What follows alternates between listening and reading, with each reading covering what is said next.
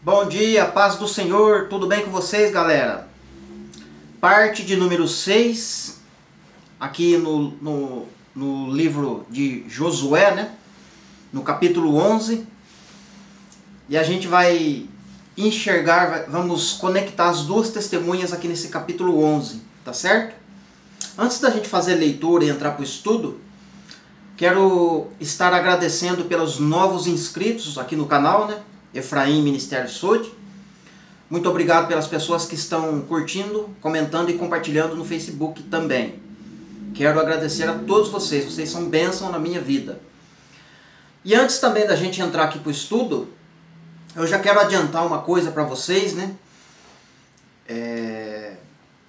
A parte seguinte, na parte anterior, não foi...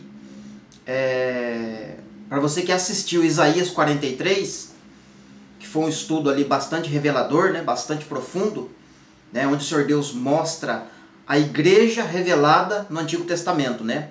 Aquilo ali é irrefutável, né? As pessoas que querem tentar refutar, né?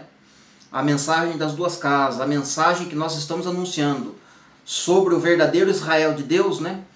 Eles dizem, né, que não há igreja, não há menção de igreja no Antigo Testamento.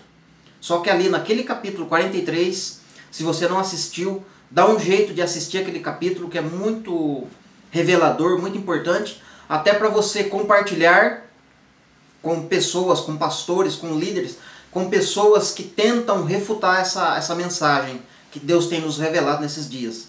Então você assista e ajude a divulgar essa palavra, né? Não, se você não quiser compartilhar o vídeo ou o estudo, faça de alguma forma que você replique essa mensagem, entende? Este entendimento para outras pessoas, tá ok? E também quero adiantar aqui uma coisa para vocês, né? Uma coisa maravilhosa.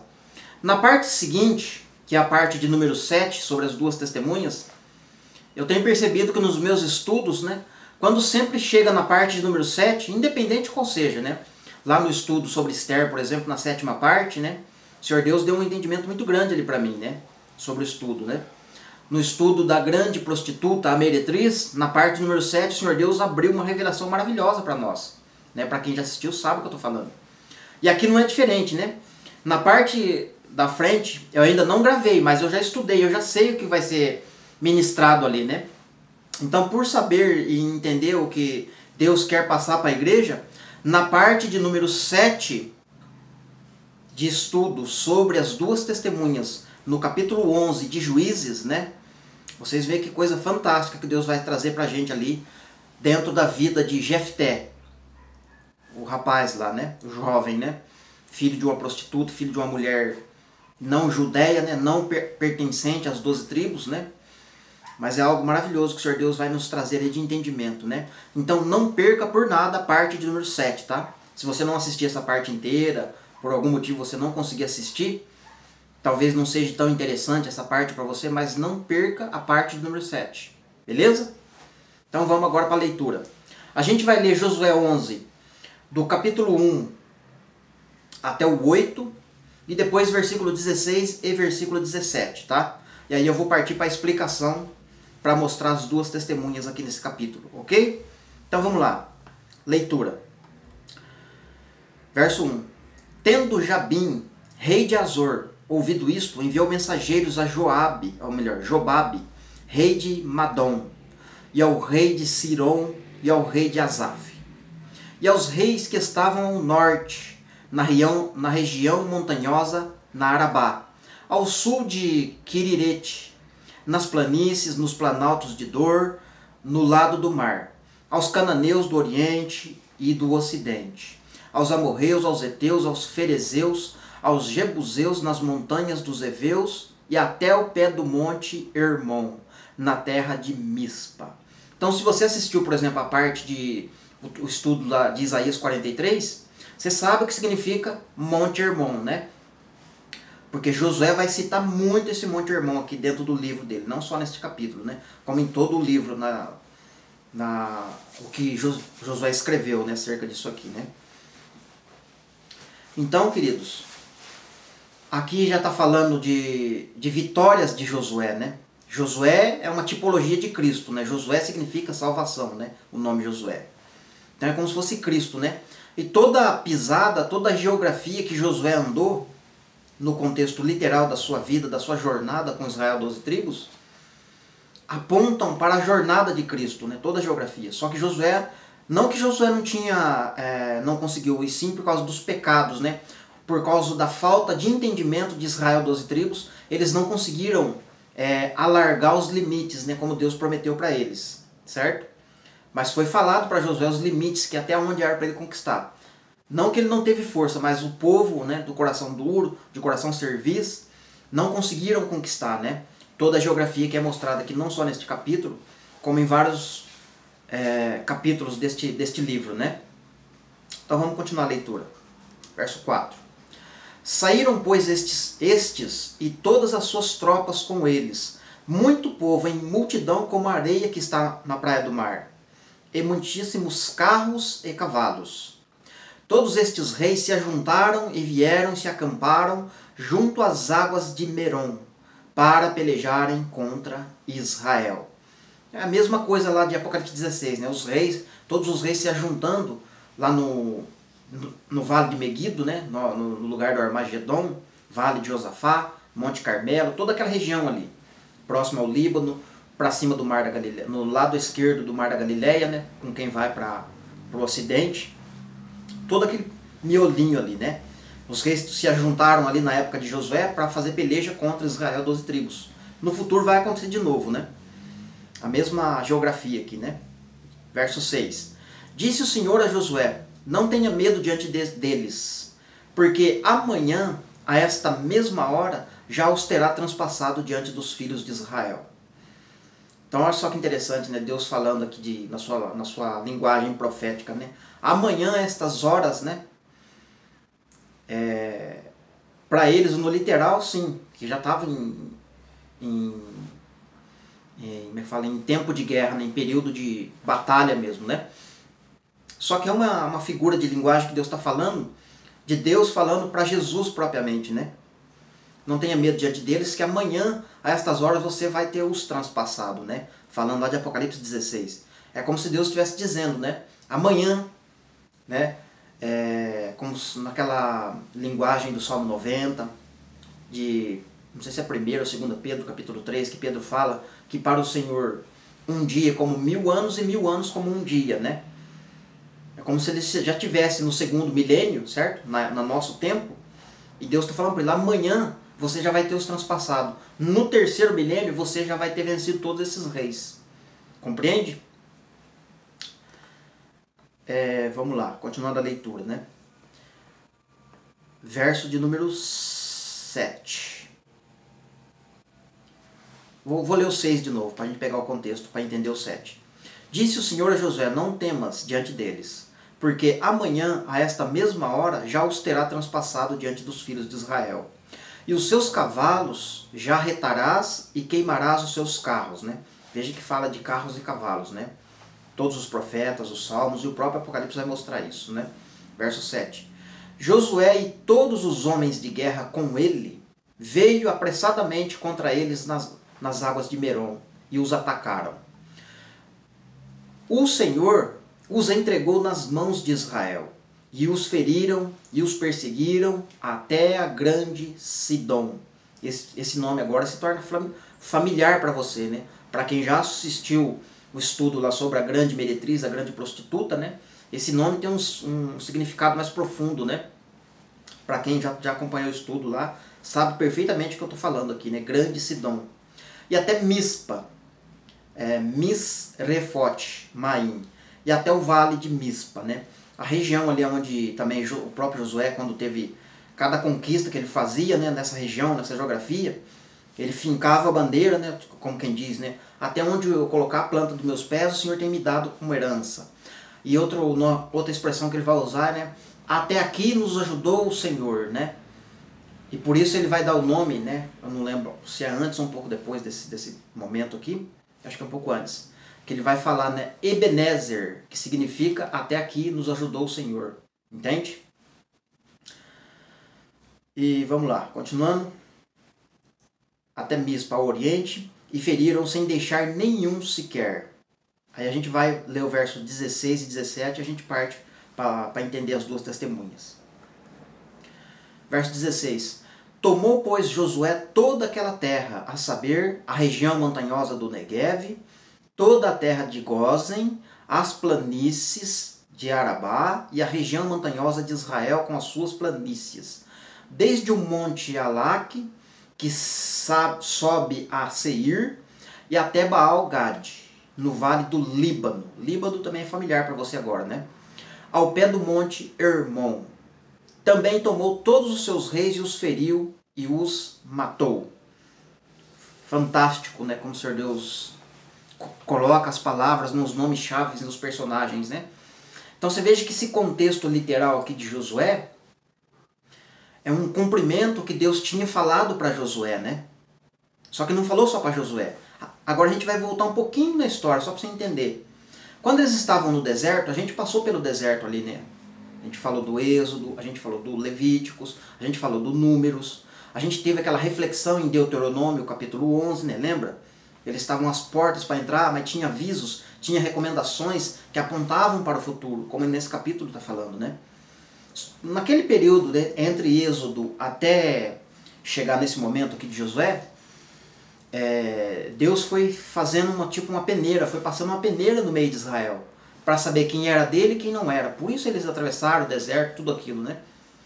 Só que quando chegou no momento mesmo, prestes a entrar para a terra prometida, Deus mandou o quê? 2 espias, não foi? Melhor, isso é isso mesmo, entrou 2 espias, né? Que também tipificam 2 testemunhas, né? Essas 2 testemunhas vão ser acolhidos, né, escondidos por uma prostituta, por nome Raabe, né? Essa prostituta, né, ela escondeu os 2 espias, né? Só que ela não conhecia o Deus de Israel. Mas ela protegeu. E é uma figura para o futuro. Quando os judeus e gentios, né, estiverem no tempo do deserto, no tempo de perseguição da besta e também no tempo de possuir a terra prometida, algumas nações vão esconder essas 2 testemunhas da vista, dos olhos do dragão, entende? Porque vai ter um momento que o dragão não vai conseguir enxergar mais as 2 testemunhas. Certo? Isso é Raabe escondendo as 2 testemunhas. Isso são nações, né? Nações pagãs, nações gentias, nações talvez até prostitutas, né? Entre aspas, só para você entender a figura de linguagem que Deus está falando. Que vai esconder, né, as 2 testemunhas. Quando os espias voltam do relatório, para Josué então partir para a peleja contra eles, como nós leu aqui que eles fizeram, também vai ter aquele contexto, um pouco antes deles partir para a peleja, que Deus faz o quê? Um pouquinho antes deles entrarem, né? Eu vou fazer, né, porque eu não me agradei de Israel carnal. Eu não me agradei de Israel carnal, né? Eu vou usar o termo carnal aqui para você entender. Porque eu vou fazer com que morra toda essa geração, exceto Josué e Caleb, porque Josué e Caleb vão entrar. E eles me agradaram. Então você percebe que parece que só está entrando Josué e Caleb, 2 homens, na terra prometida, né? Mas não é 12 tribos, né? Tanto é que quando Deus fala para eles, Josué, agora hoje, daqui 3 dias vocês vão cair para dentro lá, vocês vão marchar para dentro. Vocês vão atravessar o Jordão, vocês vão começar a vida de vocês já como se estivesse na terra prometida. Então a partir de hoje não cai mais maná do céu. Ou seja, assim que eles atravessam o Jordão, é como se o maná se transformasse no verbo que se fez carne e habitou entre eles, né? Falando de Jesus já na sua primeira vinda. Então a partir desse momento Jesus vai estar junto com vocês. Não precisa mais do maná cair. Ou seja, preparem mantimentos, né, para que daqui 3 dias vocês vão entrar em Canaã. E Jesus fala lá, né, que ele vai destruir aquele templo em 3 dias, eu o reedificarei. Mas ele está edificando ainda, né? Porque já se passaram 2 dias, né, 2000 anos, nós estamos no ano 2000, mais ou menos, né? Falta aí cerca de quase 1 milênio, né? Não quer dizer que falta 1000 anos, tá? É só para você entender a matemática de Deus. Falta um período ainda que a gente não tem noção. A gente só vai ter noção desse tempo através das profecias e dos sinais dos tempos, né? Que já está pertinho, né? A gente até perdeu essa data, né? Não dá para saber. A partir de quando que a gente está contando 2000, né? A gente não tem noção, né? Infelizmente a gente não tem essa data com precisão, né? Então às vezes pode estar mais perto do que a gente pensa. Ou pode estar mais longe do que a gente pensa também, né? Então realmente a gente estamos perdidos na questão de data. Porém, com relação a profecias e sinais, a gente consegue discernir o tempo. Tá? Mas então, daqui 3 dias vocês vão entrar em Canaã, né? Na terra prometida. Ou seja, parou de cair o maná, Josué santificou o povo antes de entrar em Canaã. Quando eles entraram, atravessando o Jordão, isto é, 3 dias depois, Deus fala com Josué novamente, olha, agora pede para cada homem, cada líder de tribo, que peguem uma pedra, deixa eu lembrar aqui se é 1 ou se é 12, não, 12 pedras, né, do fundo do Rio Jordão, né, porque o Jordão se abriu para eles passarem, para levantar um memorial do outro lado do rio, para que os nossos filhos, nas gerações futuras, vão ficar sabendo disso. Então, cada tribo pegou 12 pedras, né, fazendo um total aí de 144 pedras. Isso soa os 144 mil lá de Apocalipse, né? 144 pedras, né? Então, você veja que não foi só Josué e Caleb que entrou, atravessou o Rio Jordão, mas sim 12 tribos, de um remanescente, de uma geração que deu ouvido à voz do Senhor Deus através das 2 testemunhas, isto é, Josué e Caleb. Hoje, nos nossos dias, nós estamos falando a respeito da palavra dos últimos dias. Isto é, as festas, as 2 casas, o período ali, o que significa lei, o que significa graça, o evangelho do reino, o evangelho dos céus, todo esse contexto que nós estamos estudando, que uma parte, né, do povo que se diz povo de Deus não fala, não tem entendimento disso. Entende? É como se Deus estivesse fazendo morrer a geração carnal que não está entendendo essas coisas, para que entre só a nova geração junto com Josué e Caleb, na terra prometida futura. Entende? Então nós somos as 2 testemunhas. Mas nem todos de nós vamos herdar essa terra. Somente aqueles que acreditam pela fé, né, no que está escrito, no que o Senhor Deus está falando. E Deus está falando por meio dos profetas para nos direcionar. Muitos povos, dentre os quais dizem que são povo de Deus, não querem nem saber o que os profetas estão falando no Antigo Testamento. Para eles não interessa isso. Eles acham que aquilo não tem nada a ver, já passou, é passado, etc, etc, etc. Ou seja, está ignorando as diretrizes, mandamentos, coisas que nós devemos fazer, né? E os apóstolos, todos eles confirmaram, né?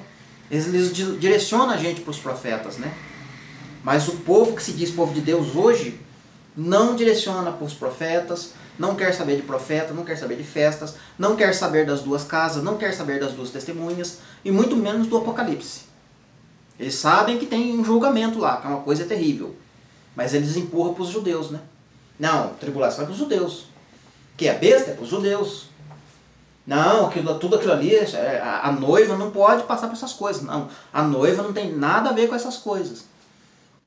Então, um entendimento totalmente fora do contexto bíblico, né? É um analfabetismo ignorante, né? Ignorante demais. Então, Deus está vendo essas coisas, né? Então, Deus está levantando as 2 testemunhas, Deus está restaurando um povo que acredita nele e que está acompanhando o que ele está falando por meio dos profetas. E esse povo vai herdar a terra, né? Esse povo vai fazer parte. Esse povo entende o que é Israel, né? E esse povo sabe o que significa Israel. Ok? Então você veja que quem entrou lá dentro dessa terra prometida, no literal, na época deles, de Josué, foi Josué e Caleb que estava liderando. Aqui, quem está escrevendo é Josué. Mas quem está junto é Caleb. 2 testemunhas, entende? Nesse período aqui.